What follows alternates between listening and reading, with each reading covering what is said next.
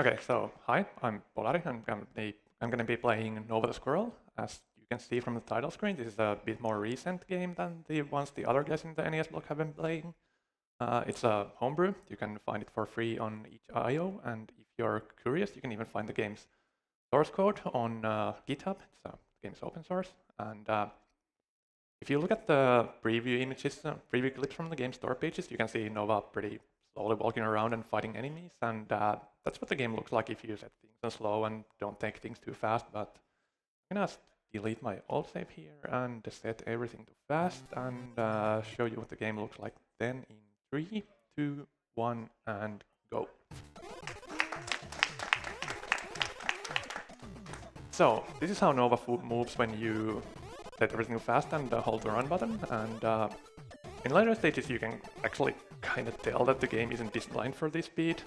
At the very end, when you get a lot more enemies, the game kind of expects you to fight them, and in the speedrun you can just run through a dozen of them and immediately get a new full health refill and a checkpoint.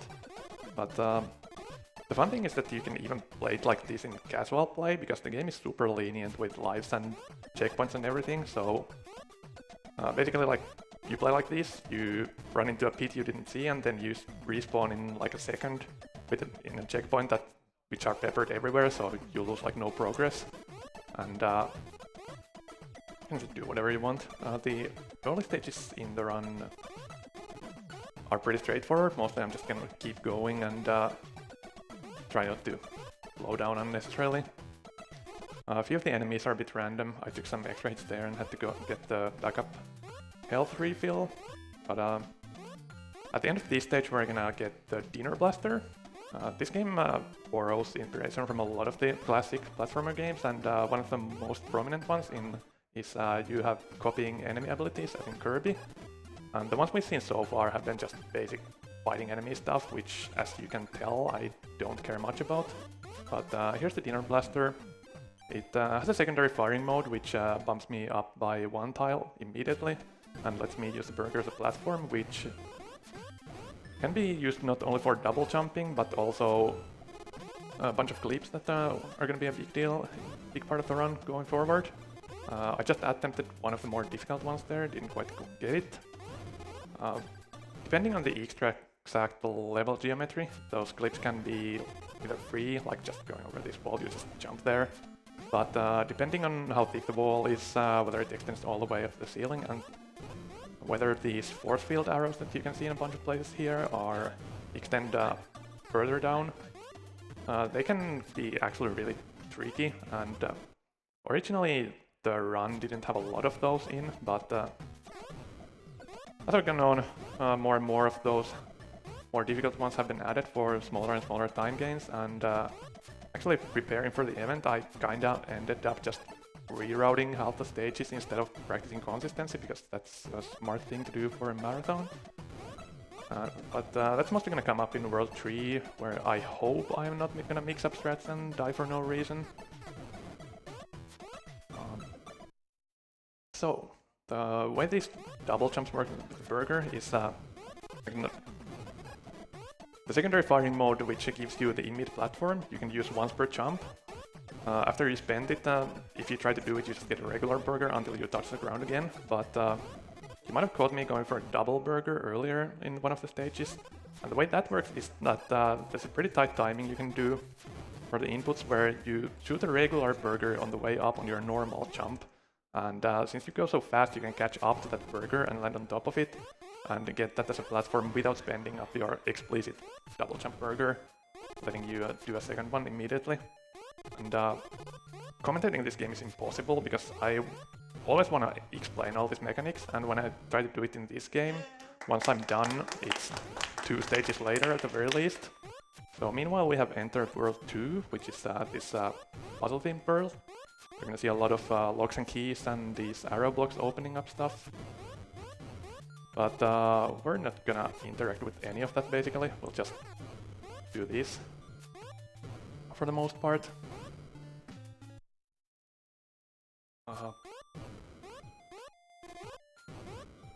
Usually I have the problem of trying to fit everything, but I'm completely looking at that because of marathon nerves. I'm not sure what has come up since last time I started talking. This is another kind of... Wait, what? Okay, sometimes you get these little weird clips. I've not seen that particular one, but I do have seen similar ones in other places where you have these diagonal connected blocks. And another type of clip that we're gonna see coming up in a couple of stages is there's a curious thing about this game's wall ejection mechanism in that it checks different directions in a specific order. So if you go from left to right, as you are for most of the game, the walls are pretty solid, but there are a few places in the run where you want to go from right to left, and in those cases you kind of just run into a corner and it lets you through. So we're gonna use that wherever we can. Here's a cheat challenge in part level. This one's fun to route. You can use burgers to get these chips in a very unintended order. Intro stage real quick. So the big rerouting in World 3 that I mentioned, which is gonna be... Oh, actually never mind, we're gonna hit the puzzle tower here. So this is gonna involve two of those right to left clips that I mentioned. The normal route in this stage is pretty long. You go up and down this tower a lot through doors and open up various blocks, but we're gonna clip through here if I could just get it. And this one should be easier. So the second clip skips like half the stage. Normally you would take a door to go several screens down to the bottom of the tower, and this is one of the worst spots in the stage to die in. I don't think there are any ways to get my burgers back, so I'm just gonna do my shopping trip right here and get the items back. I wanted to do this a little bit later on in World 3 with more gold collected, but I'm gonna do that now and get our burgers back.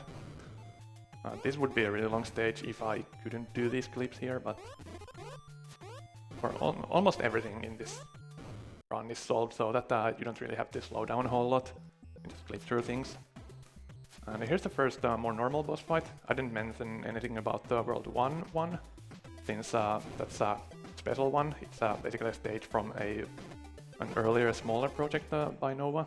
And I mentioned Nova, and the game's main character is a self-insert, so Nova Squirrel is the game, the main character, and the developer, all three.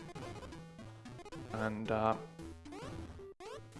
older route through World 3 was switching to ice blocks here, which is the second weapon in the game that you can use for these double jumping platforms. And okay, so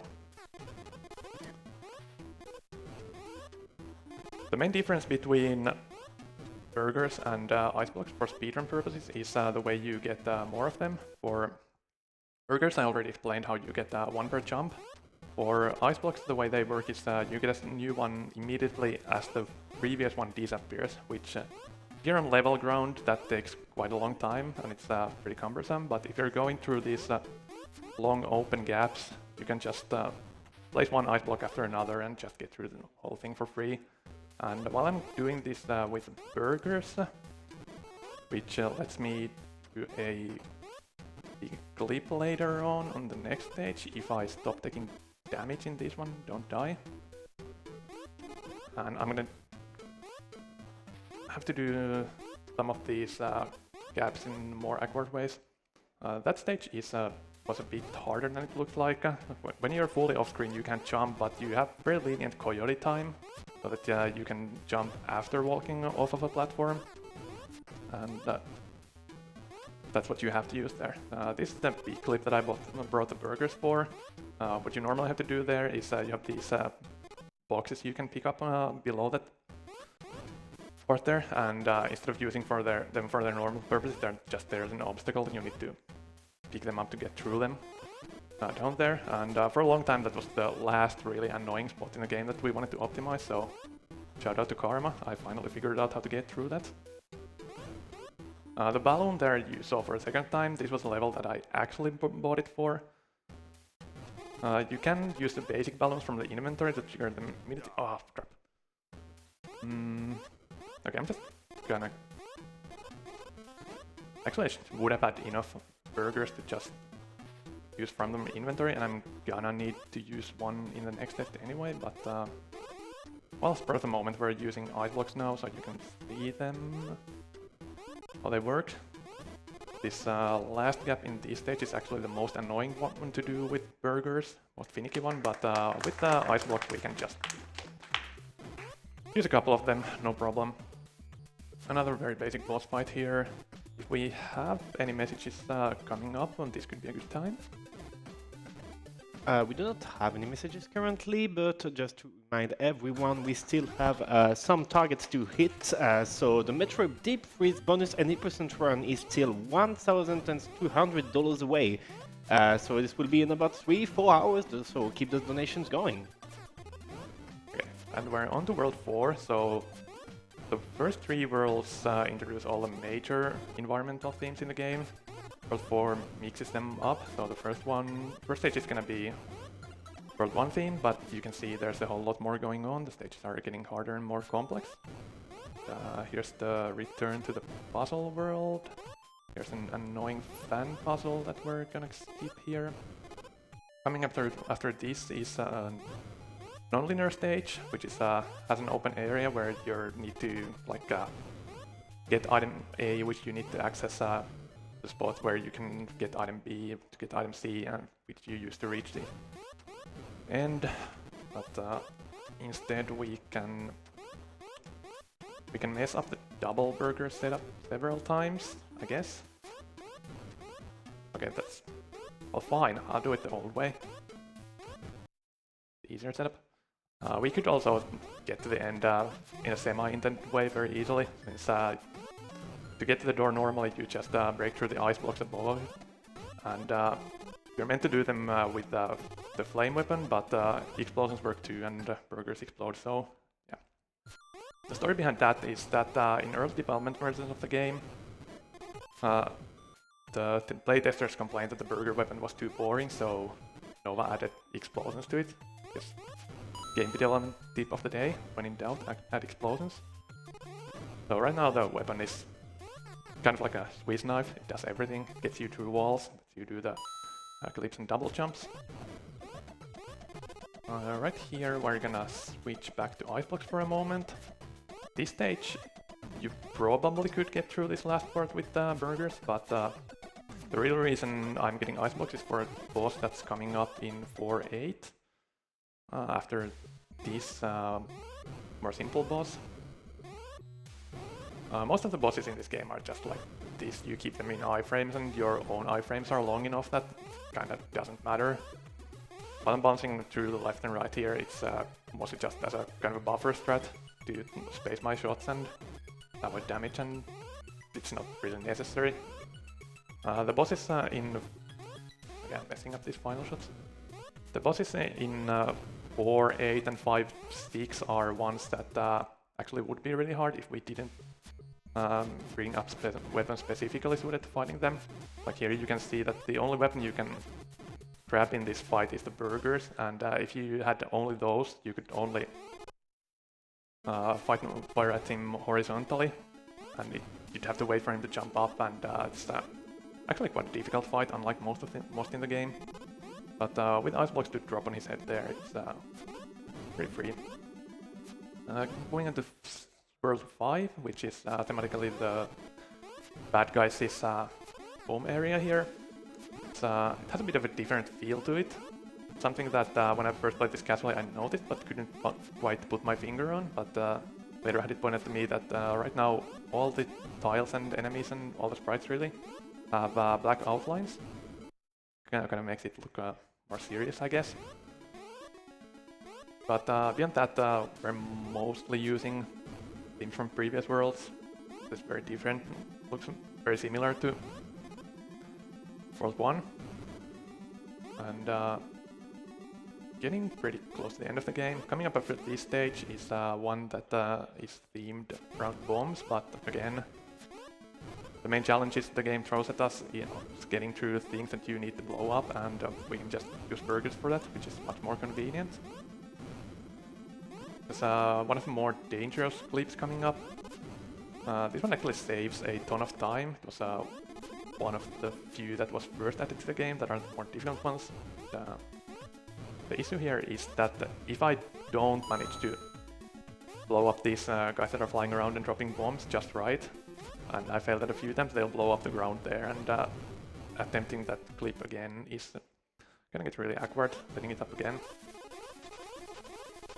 Here's a bit of a twist on the arrow blocks. Instead of using them to open up the way for you, they act as a kind of a timer for you, removing the ground if you're taking too long, but that's not going to be an issue for us. We'll just keep the final parts of the stage right here.